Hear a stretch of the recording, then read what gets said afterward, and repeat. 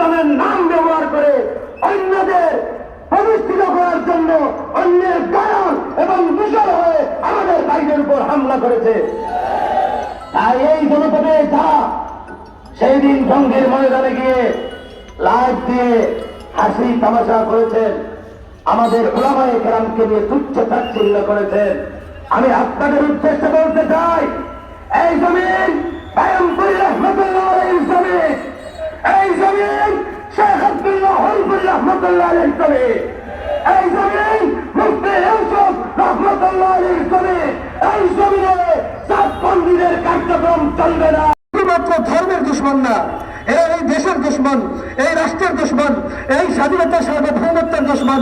বাংলাদেশে বিশ্ব ইজতেমা হবে এই বিশ্ব ইজতেমার দুশ্মন। তারা চায় এদেশে বিশ্ব ইজতেমা বন্ধ হয়ে যাক এবং মানুষ যে দিনদারি বুঝে এই ইজতেমা থেকে এটা যেন বন্ধ হয়ে যায়। এই ইজতেমা থেকে সরকার যে কোটি কোটি মার্কিন ডলার আয় করে, এই ধারাবাহিকতা যেন বন্ধ হয়ে যায়, এই জন্য এদের পরিকল্পনা ইজতেমা যেন বন্ধ হয়ে যায়। এদের সাথে সুর মিলিয়ে আমাদের কিছু ভাই বলতে হয়, যেহেতু মুসলমান।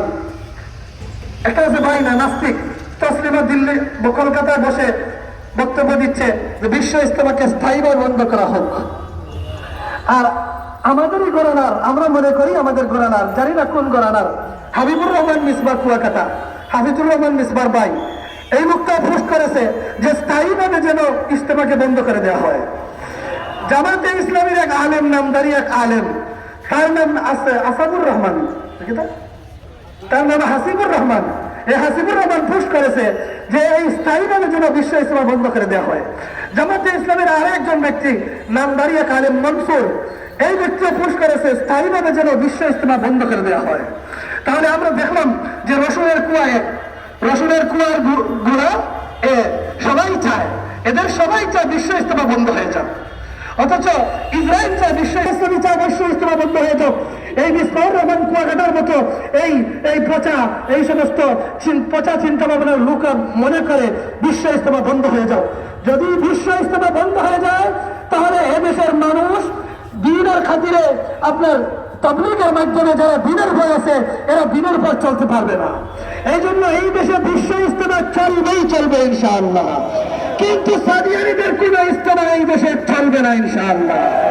আগামীতে 29/1-2 তারিখে যে উলামায়ে কেরামের ঘোষণা করা ইজতেমার তারিখ, ইনশাআল্লাহ নির্ধারিত সময়ে ইনশাআল্লাহ টাঙ্গীর বিশ্ব ইজতেমায়, টাঙ্গীর মাঠে বিশ্ব ইজতেমা অনুষ্ঠিত হবে ইনশাআল্লাহ। আমরা সবাই যাওয়ার এখানে চেষ্টা করব। সাথে আমাদের জনতার যারা আছেন, শেষ সিদ্ধান্ত আমাদের সদর সাহেব দিবেন। জনতার যারা আছে, সাব রেজিস্ট্রার অফিসে থাকে কাসিম নামের একটা লোক, এই সন্ত্রাসী লোকটা সাব রেজিস্ট্রার অফিসে আপনার রাত্রের পাহারাদারের কাজ করে। এই সন্ত্রাসী কাসিম এখান থেকে গুন্ডা বাহিনী নিয়ে ঢাকা গেছে। আর আমাদের হরিপুরের জবল পাহাড়, এখানে পাহাড়ে এসে আশ্রয় নিয়েছে। এই জবলও সন্ত্রাসী গুন্ডা বাহিনী নিয়ে ঢাকায় গেছে। এখানে একটা লোক এই মসজিদে আমাদের এক সাথীকে বলে গেছে যে আমরা যাচ্ছি টাঙ্গীর ইজতেমায় রক্তের বন্যা বসানোর জন্য। এবার এরা চিহ্নিত আরেকটা সন্ত্রাসী লাল দাঁড়িয়ে, আমি নাম পাই না, সে লাইনে এসে বলেছে সে নাকি প্রতিপক্ষের মতো টাঙ্গীর ইজতেমার তাকে সে বিজয় করে ফেলেছে। বিদায় এরা চিহ্নিত সন্ত্রাসী। সাব রেজিস্ট্রার অফিসকে বলবো আমরা, সাব রেজিস্ট্রার সাহেব, এই কাসিম নামক এই কমান্ডারকে আপনি আজকেই যদি সময় থাকে তাহলে আজকেই তাকে বরখাস্ত করেন। আর আজকে যদি না পারেন তাহলে ইনশাআল্লাহ আগামী কর্মদিবস যেটা আসবে এই কর্মদিবসের ভিতরে আপনি এই কাসিমকে চাকরিচ্যুত করেন, নতুবা কিভাবে তাকে চাকরিচ্যুত করতে হয় এটা আমরা জানি। ইনশাআল্লাহ না এটা করেই না পারবো। আর জবানকে বলবো সুযোগ আছে তওবা করার, পাহাড় হয়ে গেছে। এই মৃত্যুক নাকি বলে বাগার সাহেব নাকি তাকে জবল না রাখছেন, এত বড় একটা অপরাধ বাগার সাহেবের নামে। এই হরিপুর থেকে এখানে এসে আশ্রয় নিয়েছে পাহাড়ে, তাকেও বলবো এখনো সময় আছে, হরিপুর বাজার মাদ্রাসার মোস্তাফা সাহেবের কাছে তওবা করো। আর আরো যে দুজনের কথা বললাম এদেরকেও নতুন তওবা করো। আর যদি তওবা না করো, যদি এভাবে যেভাবে ইচ্ছা এভাবে চলতে থাকো, তাহলে ইনশাআল্লাহ আমাদের সভাপতি সাহেবের ঘোষণা অনুযায়ী আমরা তোমাদেরকে এই জনতা থেকে অবাঞ্ছিত ঘোষণা করবো ইনশাআল্লাহ। সারিকাদের জমির ড্রাইভার আর এইভাবে কিছু মানুষ আছে। যাই হোক, উলামায়ে কেরাম যেহেতু সবাই আবার একসাথে কাজ করি, আপনার উলামায়ে কেরামের হাত ধরে তওবা করেন। আল্লাহ তাআলার সন্নিধে তওবা করেন, ওলামায়ে কেরামের তত্ত্বাবধানে চলার জন্য দৃঢ় প্রত্যয় করেন, এই আশা আমার।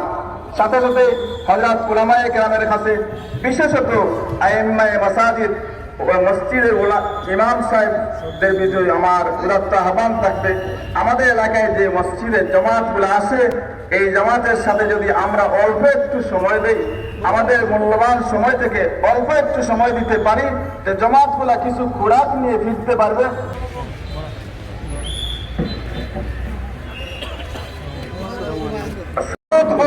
এই আশা ব্যক্ত করে আমি প্রশাসনের কাছে জোর দাবি জানাচ্ছি, যারা খুবই সন্ত্রাসী